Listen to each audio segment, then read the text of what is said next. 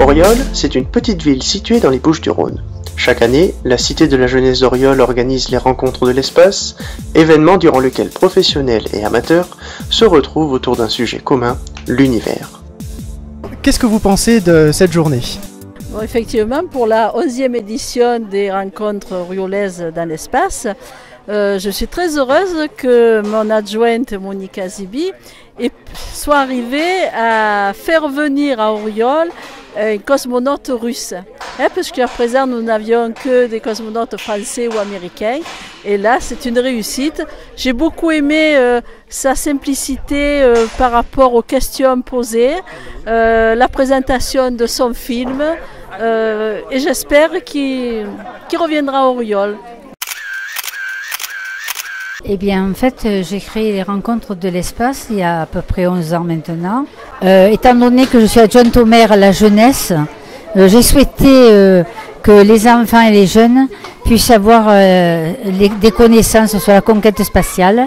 Et depuis 3 ans, effectivement, ça a pris de l'ampleur. Mais ça fait plaisir de voir l'intérêt de tous ces petits qui semblent passionnés, peut-être pas passionnés, mais en tout cas super heureux de faire des animations sur les sciences. Donc à notre stand, on a proposé donc ce matin la construction de petits robots martiens avec des petits kits moteurs dans lesquels, à partir desquels on faisait construire à l'aide d'électronique des petits véhicules téléguidés donc, aux enfants qui venaient à ce stand.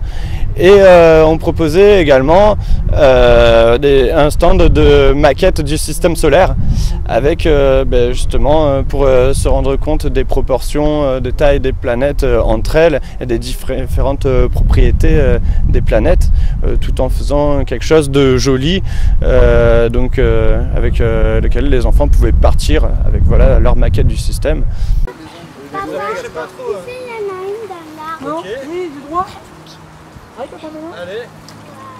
Et donc cet après-midi, on a fait décoller voilà, les fusées à eau. Donc ça, les enfants, ils adorent. Hein. Planète Sciences Méditerranée, c'est une association de médiation scientifique et d'animation scientifique, donc environnement, astronomie et tout ce qui est nouvelles technologies. Donc surtout dirigé vers des publics jeunes. Donc, et qui passe par en fait, l'apprentissage des sciences par le jeu. Le jeu est quelque chose d'assez spectaculaire, ça leur permet d'aborder des notions de physique qui sont peut-être assez complexes et qu'ils n'auraient pas pu aborder peut-être différemment, c'est-à-dire la pression et le principe d'action-réaction.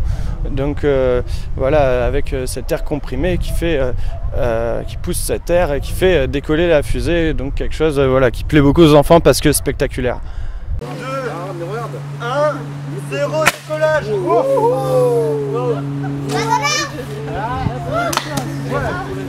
On n'a pas moins de 500 personnes par jour. Cette année, j'ai quand même rapproché la conférence du cosmonaute pour que les enfants puissent y assister. Alors moi je suis aux Rencontres de l'espace de l'Auriol puisque je suis venu avec le spatiobus du CNES à la demande de la mairie d'Auriol, notamment Madame Azibi. Hein. Le but du jeu avec le spatiobus c'est d'attiser cette curiosité et puis d'essayer de répondre à la curiosité des jeunes. C'est là, Saturne a les fameux anneaux qui elle a une quarantaine de lunes. Ah, il nous en reste 2 maintenant. Avant c'est Uranus, très bien. Et de la Swan, c'est Neptune. Très bien.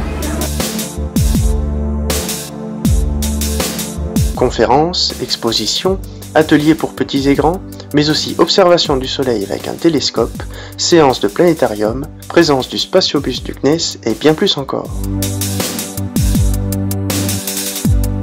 Alors depuis 11 ans, nous avons reçu Jean-Loup Chrétien, Marc Polanski, Jean-François Clairvoy, Léopold Léars, Brian Dufy et maintenant Michel Tonini. Et nous recevons cette année donc un cosmonaute russe.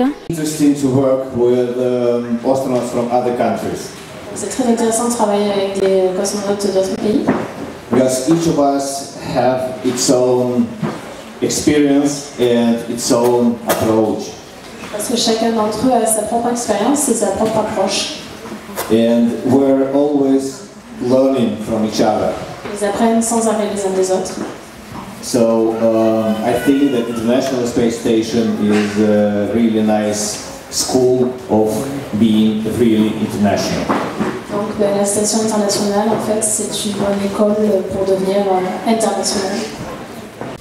Je trouve que c'est très intéressant d'avoir des villes qui ne sont pas très grandes comme Auriol, qui tentent de faire venir et de créer une renaissance de ce milieu-là, parce que c'est vrai que à part à Paris, il n'y a pas grand-chose dans ce domaine. Il faut pousser ce genre de développement pour aider des entreprises locales à se faire connaître. Ben, moi, je vis les rencontres de manière différente, puisque je suis invité avec l'astronaute invité d'honneur. Donc je n'ai vu qu'on vient seulement d'arriver en fait. Mais c'est pas pour rien que c'est la 6e fois que je viens, donc c'est parce que j'adore. Et donc j'adore l'ambiance, j'aime bien le côté festif de la fête. Ce n'est pas quelque chose trop protocolaire comme on peut connaître, où on vient en costume cravate, on est reçu, etc. Non, je déguste une bonne bière avec les amis, l'astronaute il adore ça aussi. Et je vais vous dire quelque chose, Brian Duffy qui est venu il y a 2 ans, l'astronaute américain, il m'en parle encore. Donc j'ai toujours beaucoup de contact avec lui, c'est un ami, et chaque fois qu'on se parle, par mail ou par Skype ou autre chose, il me dit « Ah, Auriol, c'est un grand moment ». Donc c'est vous dire que la convivialité, elle est reconnue jusque dans l'espace.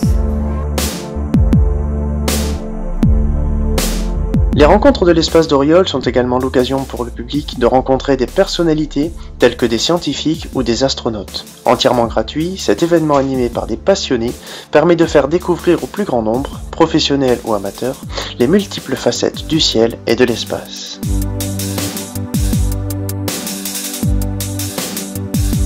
Donc ici vous pouvez voir le Gandolfi 2 qui est notre scaphandre d'entraînement, le dernier né de sa génération, qui a pour objectif d'entraîner des astronautes en utilisant un système simple qui permet une grande répétition de nos entraînements. Celui-ci est amphibie et il peut être utilisé à la fois sous l'eau et sur Terre. Il a été utilisé cet été dans la calanque de Marseille pour une simulation lunaire et à Rio Tinto en Espagne pour une simulation martienne. Donc ce scaphandre-là est basé sur la série Z de la NASA. Celui-ci a les mêmes caractéristiques que le scaphandre Z1. Actuellement, la NASA est en train de développer le scaphandre Z2 qui a eu le design qui a été voté sur Internet il n'y a pas très longtemps. Donc ce scaphandre-là représente la dernière génération des scaphandres pour l'exploration planétaire. Le scaphandre Gandolfi, à l'origine, a été créé il y a 30 ans pour les premières missions de Mir, qui est encore utilisé actuellement sur la Station spatiale internationale. Et il a été conçu à l'origine parce que quand il n'y avait pas encore d'entraînement en Europe, les premiers entraînements des astronautes se faisaient dans les bassins de la COMEX avec ce système-là. Alors bien entendu, nous avons des partenaires nationaux et internationaux. Je suis aidée bien sûr par toutes les associations qui tournent autour de l'espace. D'ailleurs, je les remercie énormément. Ils sont toujours à mes côtés, ils m'aident pour pouvoir pour que cette manifestation puisse réussir. La COMEX est une société qui est basée dans le sud de Marseille. Nous sommes spécialisés dans l'exploration de milieux sous-marins, en particulier pour l'offshore, mais également tout ce qui est exploration des milieux extrêmes par l'homme. C'est pour ça que la COMEX a un département aérospatial qui est composé de 5 personnes. Et nous nous spécialisons en l'occurrence dans l'entraînement d'astronautes ou la création d'habitats spatial ce domaine. Alors le Spatiobus en fait c'est un outil qui appartient au service éducation jeunesse du Centre national d'études spatiales. Donc en fait le rôle du Spatiobus c'est d'intervenir partout en France toute l'année pour aller voir des jeunes dans les écoles, dans les collèges, dans les lycées, également dans les écoles supérieures pour des projets un peu techniques également, mais aussi sur des événements grand public tels que les rencontres spatiales. Et d'ailleurs hier et avant-hier je suis intervenu dans les écoles de d'Oriol en fait, où je suis resté pendant une demi-journée avec des classes entières, où là on a pu approfondir, faire des activités autour du spatial et approfondir certaines idées, répondre aux questions. Alors avec le Spatiobus, c'est vraiment tout ce qui touche au spatial de manière générale. Donc on va parler de l'accès à l'espace avec Ariane, que ce soit les panneaux Ariane comme Ariane 5, avec les lanceurs Vega, Soyuz également. Donc comment on fait pour aller dans l'espace par exemple, donc quels moyens on va utiliser. La satellisation, qu'est-ce que c'est? Comment les satellites font pour tourner autour de la Terre sans retomber s'écraser, donc quels sont également les rôles et les missions des différents satellites. On va parler également des vols habités, puisque cette année il y a quand même on a la chance de recevoir un cosmonaute donc aux rencontres spatiales cette année qui est là actuellement. Donc parler de l'accès à l'espace, une chose. Ensuite du rôle et de l'utilité des satellites. On va aborder également l'observation de la Terre pour mieux la comprendre et mieux la protéger. Donc on va parler d'océanographie spatiale avec des satellites typiquement comme par exemple Jason 2, Jason 3.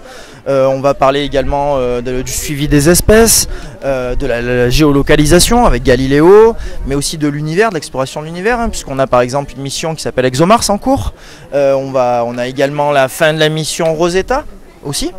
Donc voilà, pas mal de choses finalement autour du spatial. Et puis bien sûr, on va rappeler les bases, des bases qu'on apprend à l'école. Donc tout ce que fait le Spatiobus, c'est aussi en se basant sur les programmes scolaires. Donc il y a une entente avec les enseignants.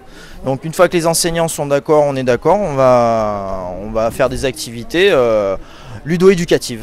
On est devant le drapeau dit martien, officiel de la Mars Society. Donc on a donc Mars la rouge, Mars la verte, Mars la bleue. C'était un idéal, disons un peu comme le livre de Kim Stanley Robinson. Et donc l'idée c'est Mars actuelle, Mars qui pourrait devenir un peu verte avec peut-être des lichens, enfin une terraformation légère, et la bleue avec des océans, des lacs, enfin, ou au moins une mer et des lacs, et des rivières. Et bien sûr de la pluie et un système hydrographique. Le problème c'est qu'on ne sait pas à l'heure actuelle, c'est un peu pessimiste de penser qu'il y a assez de gaz carbonique à libérer dans l'atmosphère pour réchauffer Mars.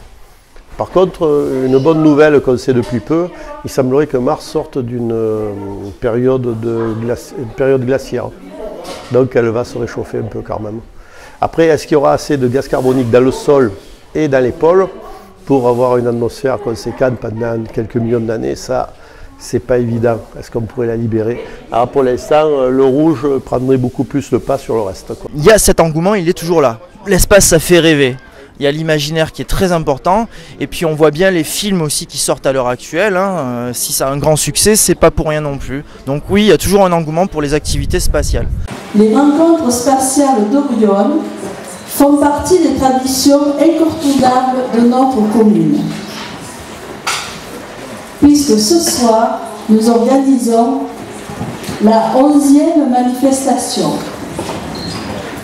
Et croyez-moi, c'est toujours avec un immense plaisir de renouveler chaque année cette belle fête dans l'espace, qui nous emmène à des kilomètres de notre Terre et ne manque pas de nous faire rêver, car le monde de l'espace reste toujours fascinant et fait pétiller notre imagination.